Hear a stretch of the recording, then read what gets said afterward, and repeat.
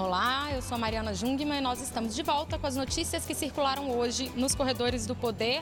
No fim do bloco passado, eu disse que a gente iniciaria esse bloco com as notícias do Poder Judiciário e a ministra Carmen Lúcia, chefe do Poder Judiciário, presidente do Supremo Tribunal Federal, deverá fazer hoje um pronunciamento na TV Justiça para pedir ali aos brasileiros serenidade, respeito às opiniões divergentes. Um bonito pronunciamento que a ministra vai fazer, mas quem vai trazer as informações para a gente sobre isso é Daniele Popov, né, Dani?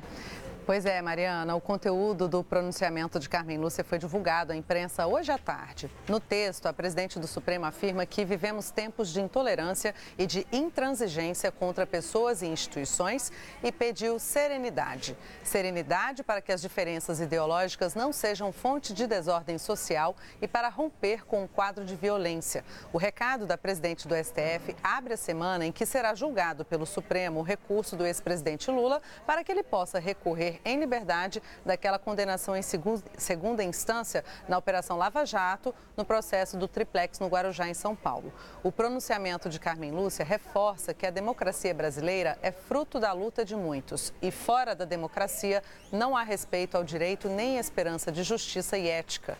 Ela alerta que diferenças ideológicas não podem ser inimizades sociais e que o sentimento de brasilidade deve se sobrepor a ressentimentos ou interesses que não sejam aqueles do bem comum a todos os brasileiros. Ela finaliza a mensagem afirmando que a República Brasileira é construção dos seus cidadãos e que a pátria merece respeito. Mariana.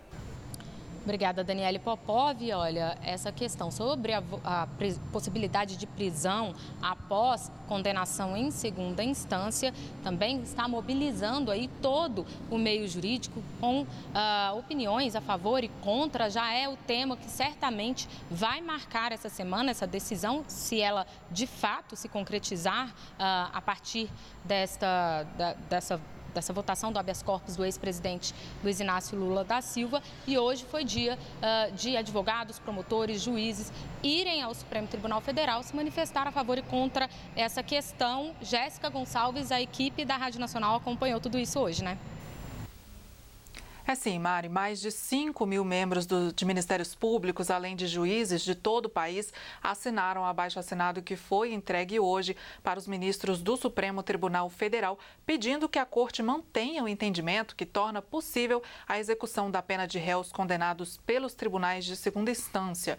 O documento a favor da execução da pena após condenação em segunda instância foi entregue no início da tarde. Agora há pouco, outro grupo formado por advogados, membros do Ministério Público, defensores públicos e entidades entregaram um outro documento em sentido contrário. Outro abaixo-assinado, com quase 4 mil assinaturas, pede que o Supremo julgue ações declaratórias de constitucionalidade que propõem que as prisões só possam ocorrer após o trânsito em julgado dos processos, impedindo assim a prisão em segunda instância. A mobilização acontece às vésperas da retomada do julgamento do pedido corpus preventivo feito pela defesa do ex-presidente Lula, em que eles pedem que o ex-presidente não possa ser preso antes dos recursos aos tribunais superiores. O julgamento do habeas corpus foi suspenso no último dia 22 e será retomado nesta quarta-feira. Ainda sobre o pedido do ex-presidente a respeito deste assunto, Carolina Pimentel, na redação da Agência Brasil, tem mais informações, né, Carol? Boa noite. Boa noite, Jéssica. Bem, a defesa do ex-presidente Luiz Inácio Lula da Silva entregou hoje ao Supremo Tribunal Federal um parecer do jurista José Afonso da Silva contra a prisão de condenados criminalmente após o fim dos recursos na segunda instância da Justiça. No entendimento do jurista, a execução da pena de Lula antes do trânsito em julgado é inconstitucional e fere a presunção de inocências que ele chama de, abre aspas, um dos elementos fundamentais do Estado democrático de direito, fecha aspas. E hoje também o ministro do Supremo Tribunal Federal, Luiz Roberto Barroso, afirmou que a corrupção sistêmica sempre foi o modo de fazer política no Brasil. Segundo ele, o país se deu conta de que vivenciávamos uma corrupção endêmica que não era produto de falhas pessoais, mas um modo de conduzir o país. Barroso deu essa declaração ao participar do Fórum Internacional de Segurança Humana na América Latina, na capital paulista. Ele não quis comentar o inquérito dos portos, do qual é relator. relator. Ontem, o ministro determinou a soltura dos presos na Operação Scala da Polícia Federal. Nessa operação, que ocorreu na última quinta-feira, foram presas temporariamente 10 pessoas, entre elas o ex-assessor do presidente Michel Temer, José Yunes, o ex-ministro da Agricultura, Wagner Rossi, o presidente do Grupo Rodrimar, Antônio Celso Greco, entre outras pessoas. Essas medidas foram determinadas pelo próprio ministro Barroso, que é o relator do chamado inquérito dos portos no STF. Na noite de sábado, ele acolheu um pedido da Procuradora-Geral da República, Raquel Dodge, de revogação dessas prisões feitas horas antes. Segundo ela, as medidas cumpriram o objetivo legal. Mariana. Obrigada, Carolina Pimentel. Olha, e a questão da corrupção também é tema do Diálogo Brasil de hoje. Na segunda opinião aqui da TV Brasil, uma lei anticorrupção é o tema que os entrevistados, o ex-ministro Jorge Agee e o juiz federal Alexandre Vidigal, vão tratar ali com Estevão Damásio. Confira um trechinho do que vai acontecer hoje. O mais importante é o efeito inibidor da corrupção, porque esta lei ela tem dois lados.